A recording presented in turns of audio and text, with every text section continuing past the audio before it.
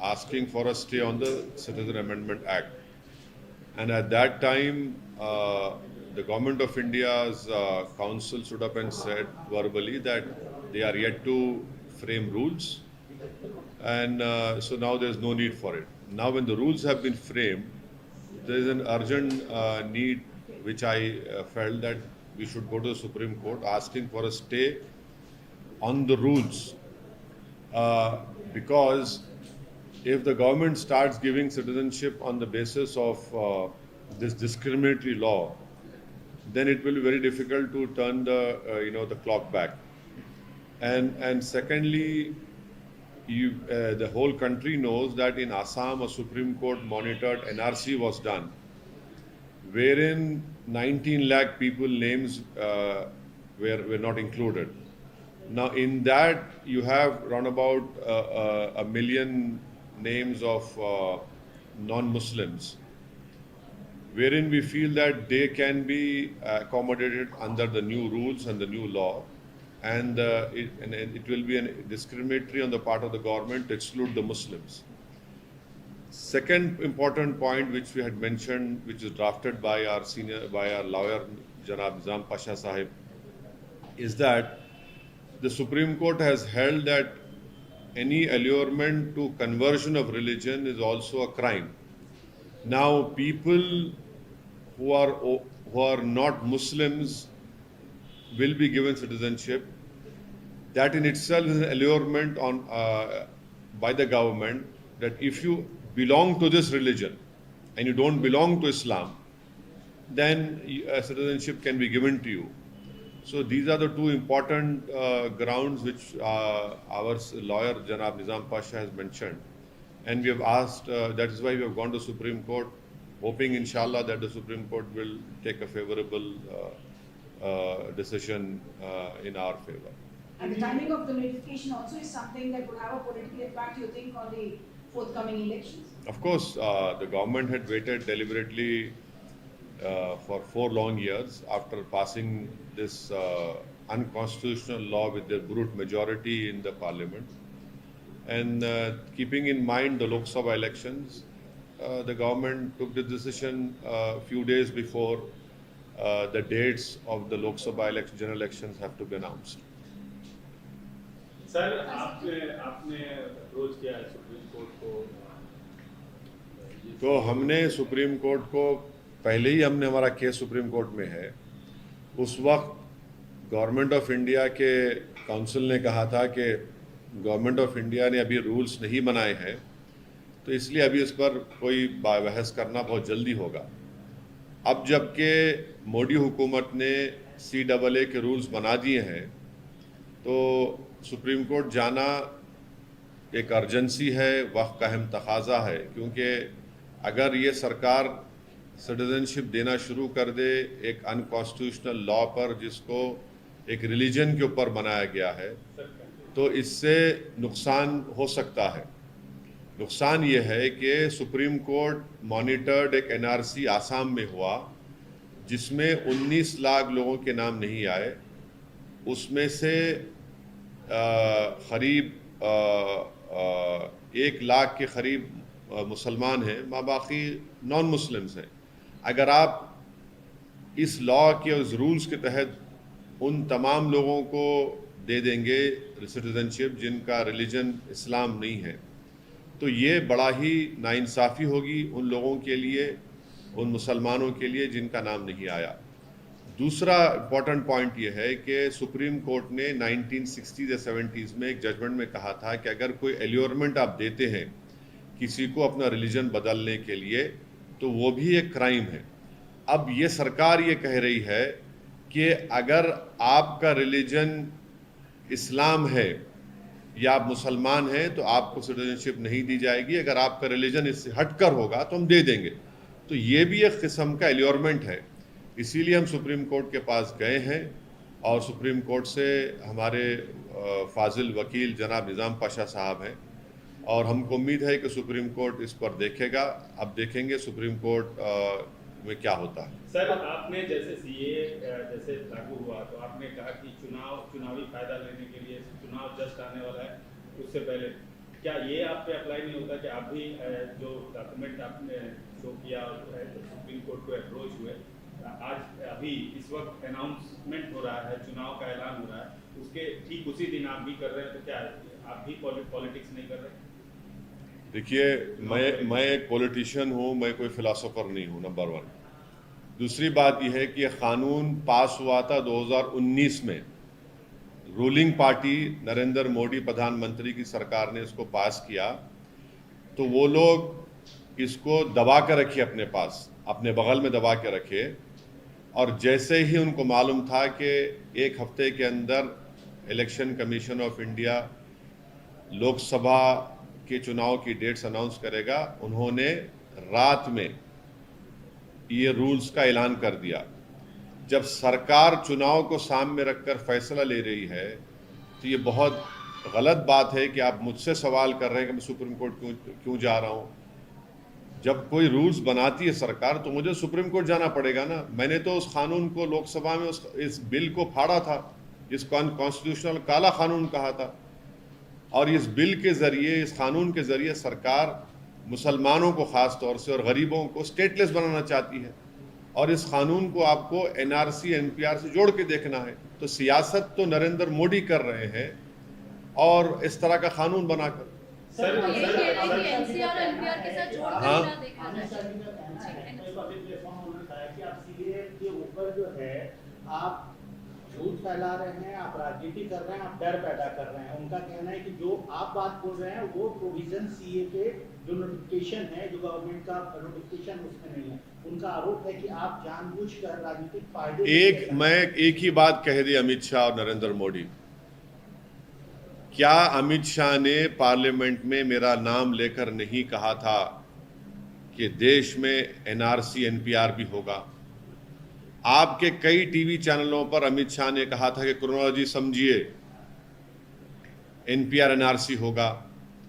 क्या बीजेपी ये कह दे कि आसाम में जो 19 लाख लोगों के नाम सुप्रीम कोर्ट मॉनिटर्ड एनआरसी जो हुआ था, जिसमें 1600 करोड़ रुपए खर्चा किए गए और 50 लोगों ने सुसाइड कर लिया, उसमें हेमंत बिस्व शर्मा जो मुख्यमंत्री कह रहे हैं, वो कह चुके हैं कि जो नॉन मुस्लिम है उनको सिटीजनशिप मिल जाएगी। मुसलमान क्या करेगा? वो एक खौफ का माहौल पैदा कर रहे हैं। मैं नहीं कर रहा हूं। पहले तो सिटीजनशिप का कानून आप मजहब की बुनियाद पर क्यों बनाया? आपने बनाया, इसको गलती आपने की, जो राइट टू इक्वालिटी के खिलाफ है भारत के संविधान के। तो वो कर रहे हैं सब चीजें। इलेक्टोरल बॉन्ड्स के लेकर आप आवाज उठा रहे हैं, तो इस इलेक्शन में जिस प्रकार से इलेक्टोरल बॉन्ड्स का इशू उठा है, तो किसको फायदा होगा और किसको नुकसान होगा? जो अपने आप को खरीदार के सामने बेच दिए, जो बिक गए, जिन्होंने बड़ी बोली लाकर वो खरीद लिया, तो वो उनको फायदा हो रहा है ना भाई। 6000 करोड़ के इलेक्टोरल बॉन्ड्स नरेंद्र मोदी की पार्टी को मिले हैं। 1500 करोड़ के इलेक्टोरल बॉन्ड्स ममता बनर्जी की पार्टी को मिले हैं, और 1300 कितने सेकंड नंबर पर बीआरएस को मिले हैं 1300 करोड़, नहीं सॉरी कांग्रेस को मिले हैं 1300 करोड़, फिर 1100 करोड़ बीआरएस को मिले हैं, फिर आरजेडी को 70 करोड़, एआईएडीएमके डीएमके सब है। तो इस हम्माम में सब नंगे हैं। एमआईएम को भी मिले हैं क्या? नहीं मिले हैं ना भाई। अगर मिले होते तो फिर बी टीम का आपने हमको तमगा लगा दिया। इन तमाम पार्टियों ने मिलकर, इन तमाम ने हमको बी टीम बना दिया, और नरेंद्र मोदी ने कहा कि आतंकवादियों का साथ देता है। तो मैं ये सोच रहा हूं कि आप तमाम को साथ लेकर, क्योंकि 80% बॉन्ड हैदराबाद में बने, मैं ये सोच रहा हूं कि एक प्ले कार्ड लेकर इन तमाम कंपनी सामने जाकर खड़े हो जाऊं, पूछूं कि भाई मैंने क्या जुर्म किया था, आप मुझे क्यों नहीं दे रहे? हैदराबाद का तो मैं ही हूं, आप सबको दे रहे हैं। तो ये इलेक्टोरल बॉन्ड जो बनाया गया है, इसमें आपको इलेक्टोरल बॉन्ड तो ऐसा नहीं देता ना कि बाज लोग जो है ना क्या बोलते हिंदी का, पुनियों का काम करते हैं, सदका करते हैं, उर्दू में बोलते, मैं मेरी अम्मा मर गई, मेरा बाप मर गया, मेरे दादा मर गए, चलो 100 लोगों को खाना खिला दो। तो ये लोग तो फ्री लंच नहीं दे रहे ना आपको। अगर कोई लॉटरी वाला 1200 करोड़ दे रहा है तो उसकी लॉटरी उड़ गई, समझे आप, क्योंकि वो दिया है। अगर कोई फार्मेसी कंपनी वाले 550 करोड़ रुपए दिए हैं तो सबको दवा लगाएंगे। अगर कोई इंफ्रा कंपनी वाला 1800 करोड़ दे रहा है तो भाई वो तो और प्रोजेक्ट लेगा। फ्री लंच तो है ही नहीं ना कोई भी, इसीलिए सुप्रीम कोर्ट ने उसको अनकॉन्स्टिट्यूशनल करार दिया। सर, चुनाव से ठीक दिमाग में पहले क्या ये बात रहेगी, वोटर्स के दिमाग में ये बात रहेगी कि जैसे वोटर्स के दिमाग में बात डालना पड़ेगा कि भैया आपके पैसे आप ही से लेकर पॉलिटिकल पार्टीज को दिए जा रहे हैं और उसका उनको फायदा मिल रहा है, तो ना आपको नौकरी मिल रही है। देश का जो डेमोग्राफिक डिविडेंड है वो नौजवान है, युवा है, उनको नौकरी नहीं मिल रही है। हमारे पास इतना पैसा नहीं है कि हम अपनी आर्मी को मॉडर्नाइज कर सकें, और पैसा नहीं होने की वह एक वजह है जिसके लिए अग्निवीर लाना पड़ा। मगर पॉलिटिकल पार्टीज को पैसा आ रहा है, देश के लिए पैसा क्यों नहीं है? फिर आप देखते जाइए कि कितने काम रुके हुए हैं। तो इसके लिए यकीनन नौजवानों को, देश की जनता को समझाना पड़ेगा कि कैसे ये काम किया जा रहा है। सर, चुनाव से ठीक पहले जैसे चुनाव आज घोषित हो रहा है, बहुत सारी घटनाएं घट रही हैं। एक घटना आपके शहर हैदराबाद में कल शाम को घटी। पूर्व मुख्यमंत्री की बेटी को ईडी ने गिरफ्तार करके ईडी ले गई, और बीआरएस की तरफ से और पूर्व मंत्री केटीआर की तरफ से भी कई ऑब्जेक्शन किए गए। आपका क्या नहीं, टीआरएस का वर्जन ये है कि उनका अरेस्ट गलत है और अभी कोर्ट में सुनवाई चल रही है, तो देखते हैं कोर्ट क्या फैसला करेगा। मेरी नेक तमन्नाएं उनके लीडर के साथ है। नहीं, जो ईडी का जो रुख देखा जा रहा है इंटायर इंडिया, तमाम विरोधी पार्टियां, जो बीजेपी की विरोधी पार्टियां हैं या केंद्र सरकार का जो विरोध कर रही हैं, वो ये कह रही हैं कि ये सब जो सेंट्रल एजेंसी है ये फ्रंटल ऑर्गेनाइजेशन की तरह काम कर रही है बीजेपी की। आपका क्या कहना है? पूरा देश देख रहा है, मैं भी देख रहा हूँ, आप भी देख रहे हैं, तो नई बात क्या है, हो रहा है ये। नहीं, आप उनको चर्चा करके बुला हाँ? For successive terms, you have represented Hyderabad. Now the BJP has brought in a political debutant who is accusing that you did not allow the jobs to come to the youth of Hyderabad. You did not allow the development of Hyderabad. I would like you to react to that. Well, every party has to contest the election, and there is nothing surprising in what BJP is saying. The only shocking part is that Mr. Narendra Modi had promised that he will give 2 crore jobs a year. Has that been fulfilled? Mr. Narendra Modi talks about making India the 3rd largest economy, but can Mr. Modi say what is the per capita income? Where are we at per capita income? At 150 number. So this is the important point. These are very important points. And thirdly, Mr. Narendra Modi's government has not been able to stop the PLA from occupying 2,000 square kilometers of our land. Out of 55 patrolling points, we have lost round about 15. This was said by the present SP of that area. So, and these are the inflation is an issue. Why is it that before elections petrol and diesel prices kind of decreased? Why didn't you decrease it, let us say 3 months before, 4 months before? And it proves my point that this nation requires elections every 6 months. This nation does not require one nation, one election. This will make any government dictatorial, which they are, and it will violate federalism, which is part of the basic structure of our constitution. This political novice who is being now fielded by the BJP against you. How can I control it? You know, how can I pick and choose? No one can pick and choose their opponents. Whoever is a candidate, we have to contest against them. That's it. It's going to be the same for everyone. Sir, हम कह रहे हैं, sir, हम कह रहे हैं कि You have extended a hand of हाँ? friendship. You have extended a hand of friendship to the Congress government here, to the Chief Minister here as well. Are you hoping that their help will also be required for you to fight this election in Hyderabad in terms of the kind of candidate that they put up here? As a candidate, I require help from everyone, including from you. You know, from people, every voter, I require help. Then only, any party or a candidate can win. How can I say that I will not take help from him or not take help from him? And why would I not welcome help from anyone? And that means that the voters which are there, my primary importance is the Hyderabad voters. which hopefully I'll be contesting. So one cannot say, oh, I will not take that help, and everything has to be taken. Sir कल आपने बयान दिया कि divisive forces के खिलाफ हमको काम करना पड़ेगा, मुख्यमंत्री के साथ आपने गले मिले हैं कल, और इस पर क्या कहेंगे सर? क्या नहीं, गले मिलना गुनाह है क्या? हरे रंग में सफेद भी जुड़ना है। हाँ, हरे रंग के ऊपर सफेद अरे भाई, तिरंगे में हरा भी है, सफेद भी है, सैफरन भी है। अरे नहीं, नेशनल फ्लैग में सब रंग है। आप लोग देख ही नहीं रहे नेशनल फ्लैग को। अच्छा, मेरे को हरे से क्यों जोड़ रहे आप? ये बोलिए आप। मैं तो सफेद शेरवानी पहना हुआ हूँ, हरे से जोड़ना है क्या मतलब है? मुसलमान है तो हरा ऊन। अरे भाई, ये अब ऐसा होगा तो क्या तरबूजा मेरा है, खरबूजा आपका है क्या? संतरा आपका कांग्रेस नहीं? के साथ कैसा लग रहा है सर? सर, कांग्रेस के साथ आप जो है अभी कांग्रेस के चीफ मिनिस्टर और कांग्रेस के रेवंत रेड्डी के साथ काफी शेयर देखिए, कर रहे हैं। दोनों एक दूसरे की तारीफ कर रहे हैं। कहा यह जा रहा है कि पहले आपकी दोस्ती बीआरएस के साथ थी, अब कांग्रेस के साथ आपकी दोस्ती। देखिए, एक बात सुनिए, तेलंगाना को मजबूत करने के लिए, तेलंगाना में अमन को बरकरार रखने के लिए, तेलंगाना में फाशिस्ट और कम्युनल फोर्सेस को रोकने के लिए ये हमारी एक अखलाकी जिम्मेदारी है, नंबर 1। और हम पिछले 10 साल से भी करते आए, अभी भी हमको करना है। इसलिए हैदराबाद हो, तेलंगाना, वहाँ पर कम्युनल राइट्स ये सब चीज़ें नहीं हुई।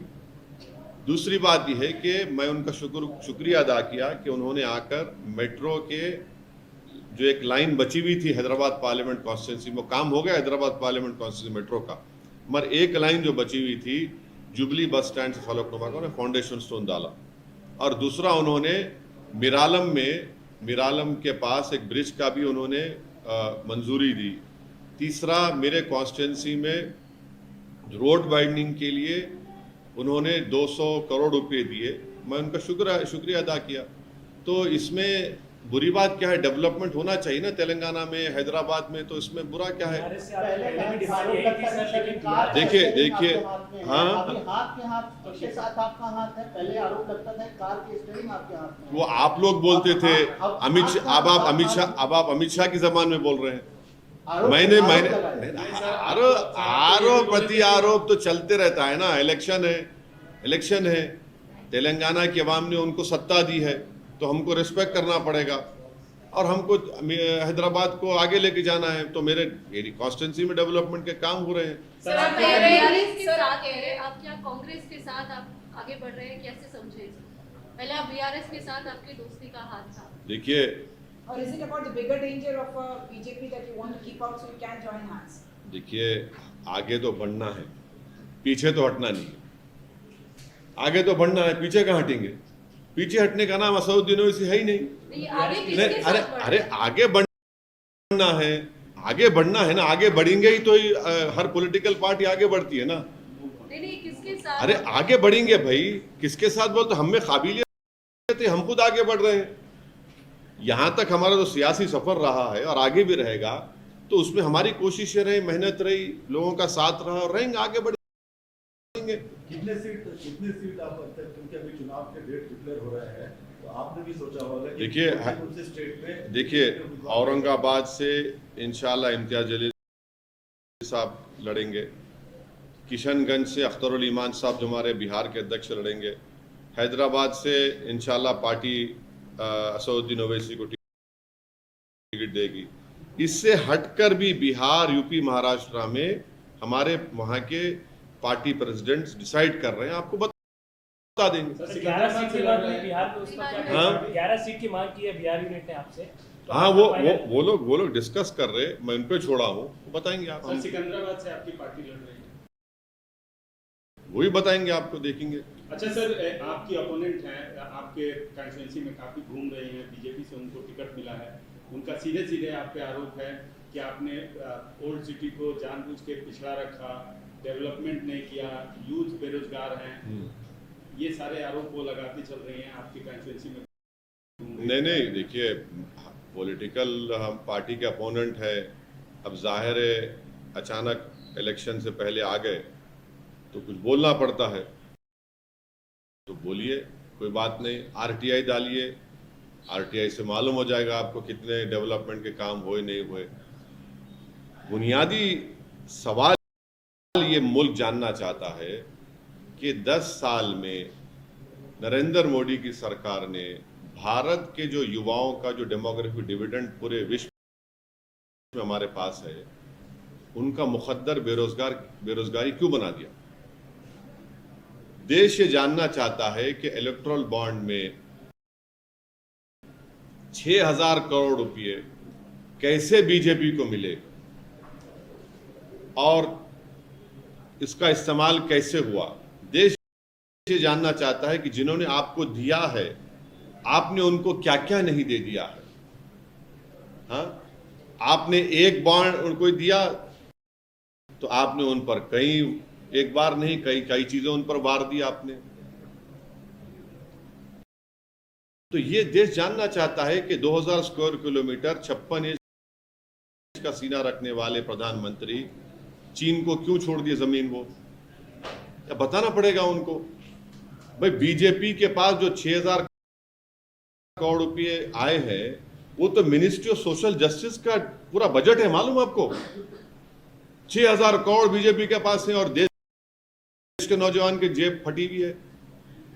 6,000 करोड़ बीजेपी के पास है, 1,500 करोड़ ममता के पास है, 1,100 करोड़ कांग्रेस के पास है, 1,000 करोड़ टीआरएस के पास है, डीएमके के पास है। देश के युवाओं के पास क्या है भाई, ये सवाल है। वो तो फर्जी वोटों की भी बात करी है कि हाँ अभी अरे आप सभी अभी दो कैसा होगा। ममता दीदी को चोट लगी है, उनको अरे भाई क्यों नहीं यार, किसी से पर्सनली हेट्रेड क्यों होगी। हम हमको हमारे बेस्ट विशेस उनको देते हैं और अल्लाह करे जल्द से जल्द सेहतमंद हो जाए। So do you think the India alliance stands a strong chance against Narendra Modi? Locally, you are the strongest. I have said very clearly that Hyderabad, people of Hyderabad Parliament constituency and Telangana and people of Seemanchal will vote against this unconstitutional religion-based law, discriminatory law, that is CAA. That is what I have stated. The rest, I am not part of that alliance, so I cannot speak on their behalf. Sir, but as somebody with national ambition, you are Are your contesting doors in open? other states as well. As somebody with national ambition who's contesting in other states, what is your view? What do you think about the India alliance? You don't have to.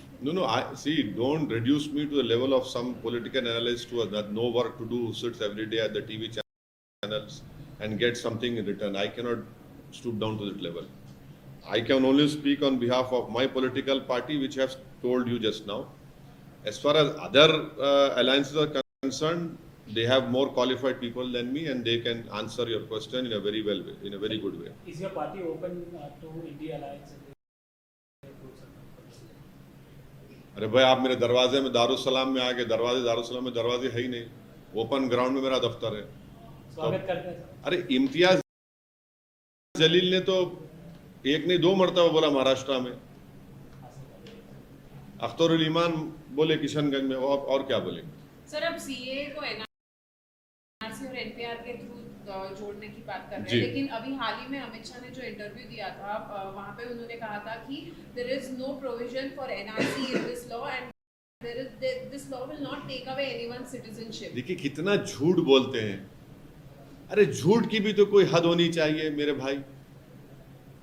ये citizenship act में बन रहा है ना, NPR NRC भी citizenship act का है।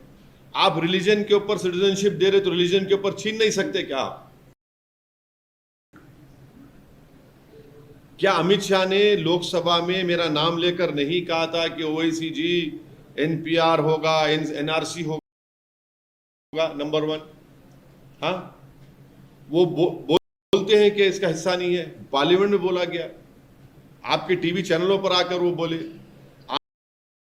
आसाम में 19 लाख लोगों के नाम नहीं आए जो सुप्रीम कोर्ट मॉनिटर्ड एनआरसी हुआ। 1600 करोड़ रुपए खर्चा किए गए, 50 लोगों ने सुसाइड किया।